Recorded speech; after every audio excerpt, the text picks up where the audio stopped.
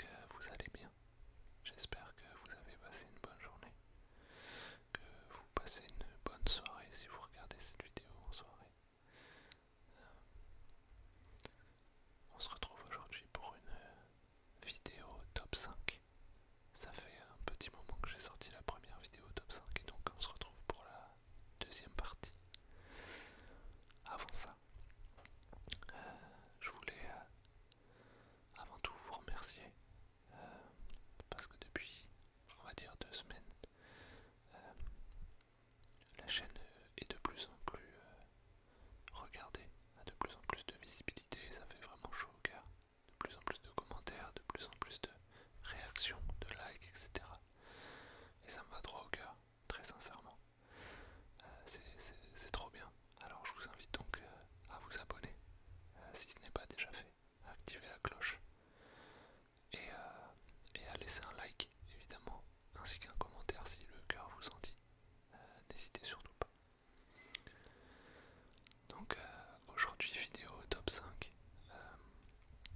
On va s'attarder sur les sportives. Je le dis comme ça parce que en chuchotant on n'entend pas bien la différence entre sportif et sportive. Et du coup parfois j'insisterai sur le mot sportive.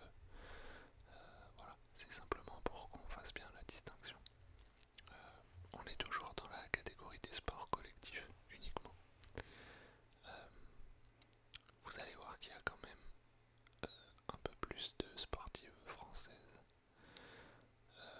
parce que je connais mieux, forcément. C'est plus simple pour moi et ça me touche plus personnellement. Voilà, de voir soit les performances, soit la carrière d'une sportive française, ben, ça me touche plus facilement qu'une sportive qui vient d'un autre pays, forcément. J'ai baissé la sensibilité du micro pour que vous entendiez un petit peu moins le son de mon PC. Malheureusement pour l'instant j'ai pas d'autre solution pour enregistrer que de connecter mon téléphone à mon PC parce que ça me permet d'avoir un retour caméra. Mais mon PC fait énormément de bruit, donc j'essaye de l'éloigner le plus possible. J'essaye de baisser un peu la sensibilité du micro. J'espère donc que ça ne s'entendra pas trop. Alors comme pour la précédente vidéo, j'ai pour ce top 5 deux mentions honorables que je n'ai pas réussi à faire rentrer dans le top 5, mais elles en étaient pas très loin, très franchement. Pour vous dire, j'ai fait même plusieurs versions de ce top 5 où il y a une des deux mentions honorables qui était carrément top 4.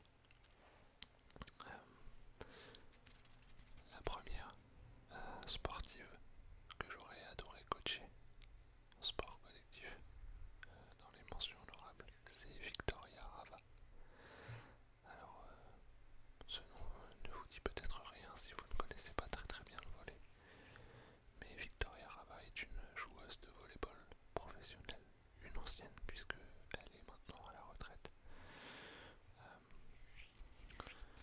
C'est tout simplement la meilleure joueuse française de volleyball de tous les temps. Je pense qu'on peut le dire sans choquer personne, sans manquer de respect à personne. Elle jouait principalement au poste central, d'origine géorgienne, mais qui a joué pour l'équipe de France. Tout simplement une joueuse qui a fait gagner la Ligue des Champions, la ISCAN. Une joueuse voilà, qui a connu les meilleurs résultats, qui a vraiment marqué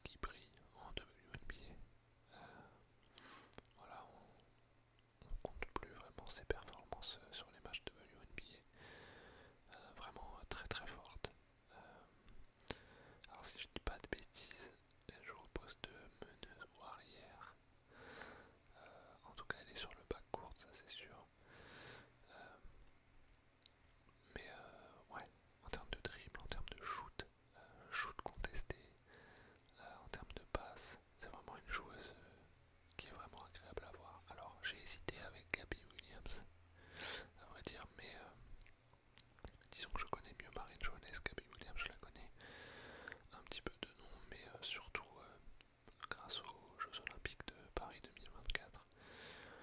Et Marine Johannes, j'avais vu un peu plus de matchs, notamment WNBA avec l'Asvel en équipe de France auparavant. Et donc ça me semblait logique de la mettre là. Je trouve que elle a pris à merveille la relève de la génération de l'équipe de France de basket voilà, Céline Dumergue, Isabelle Yacoubou, etc. Et je trouve que Marine Johannes a su faire la passation de pouvoir, on va dire, à emmener d'autres filles avec elle dans cette aventure équipe de France pour continuer à performer. Et on l'a encore vu cet été aux Jeux Olympiques en équipe de France.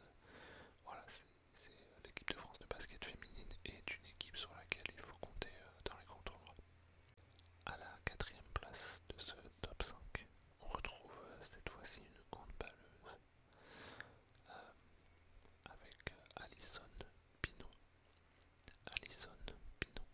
Alors forcément, si vous connaissez le handball et que vous vous intéressez un peu à l'équipe de France de handball féminine, vous connaissez Alison Pinault, capitaine de l'équipe de France, ancienne capitaine de l'équipe de France.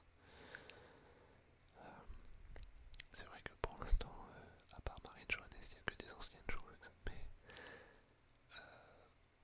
disons que ça m'a marqué quand j'étais jeune et je sais pas pourquoi, c'est des souvenirs qui restent. Je pense qu'on est tous un petit peu comme ça. On est tous plus marqués par les joueurs et joueuses de notre enfance, adolescence. Donc Alison Pinault, handballeuse,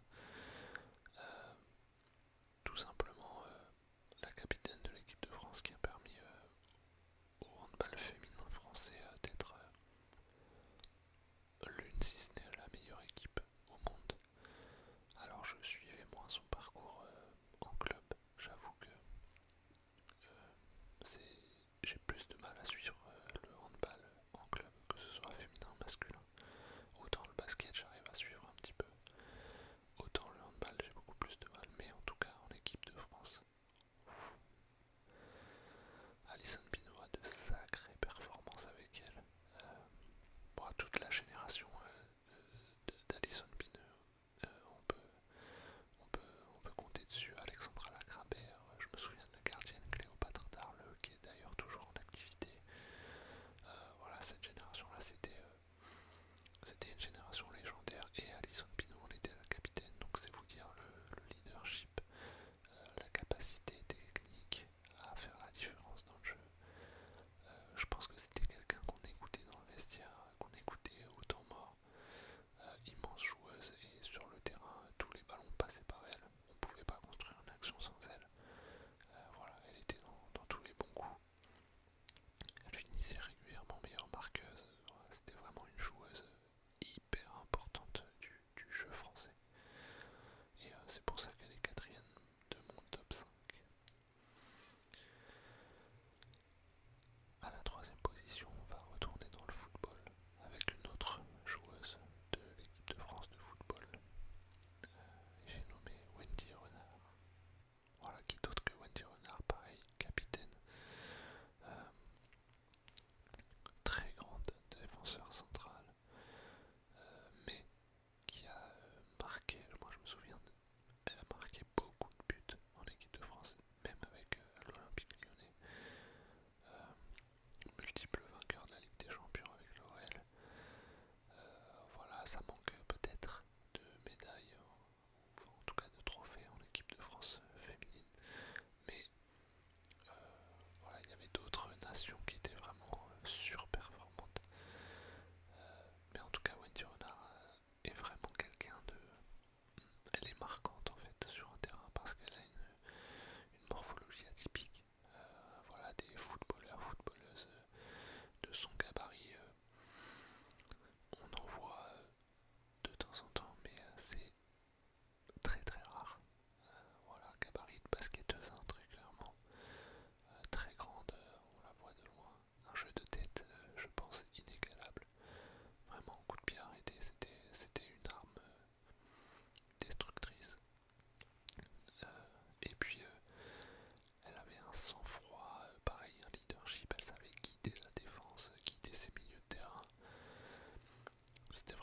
joueuses qui étaient au four et au moulin, quoi.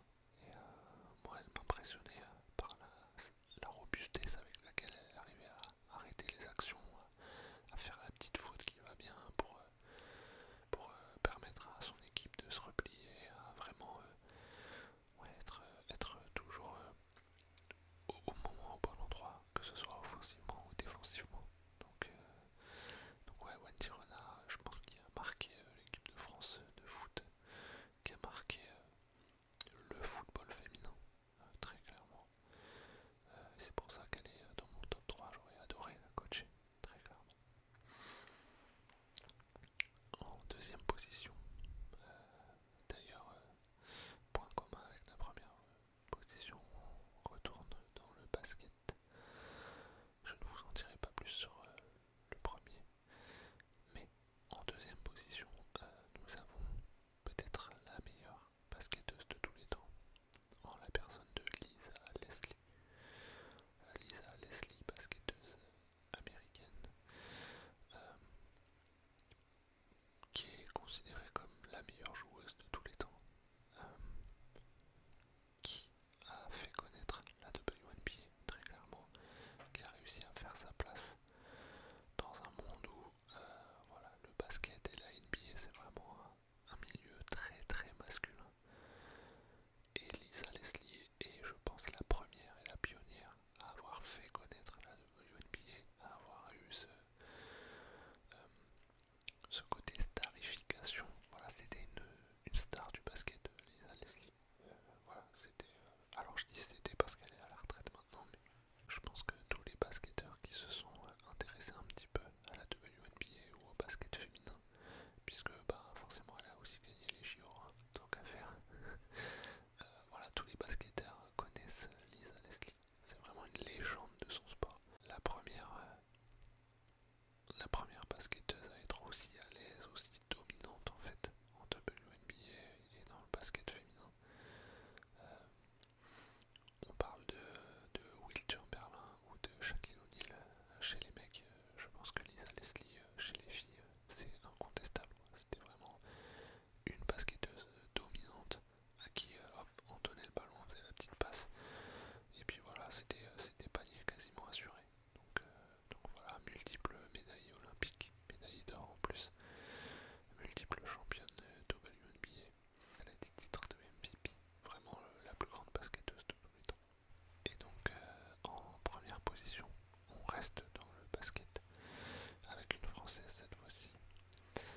Et la première sportive que j'aurais rêvé de coacher, puisque elle aussi est à la retraite, c'est Céline Dumerc. Céline Dumerc. Alors forcément, si je vous dis basket féminin en France, on pense tous à Céline Dumerc, euh, qui a aussi joué en WNBA, pardon, qui a joué notamment à Bourges, dans le championnat de France, et qui a été un pilier, le pilier de l'équipe de France féminine, la meilleure joueuse à son époque, meneuse en plus, donc elle avait tous les ballons, qualité de shoot, qualité de passe, et surtout leadership incroyable. Vous remarquerez que dans mes top 5, c'est surtout ça qui m'impressionne, c'est le leadership.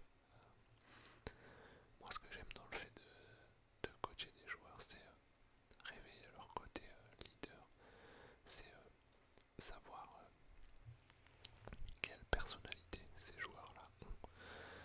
Et c'est vrai que les leaders, on les sent tout de suite, ils sont un petit peu différents, déjà ils sont sûrs d'eux, ils ont un ego qui est un peu plus présent, ils ont un instinct, et ils ont une facilité de communication et de compréhension qui est vraiment hors du commun.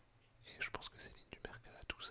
Vraiment, elle a l'instinct, elle a la facilité de comprendre le jeu, de comprendre, de se faire comprendre par ses coéquipières.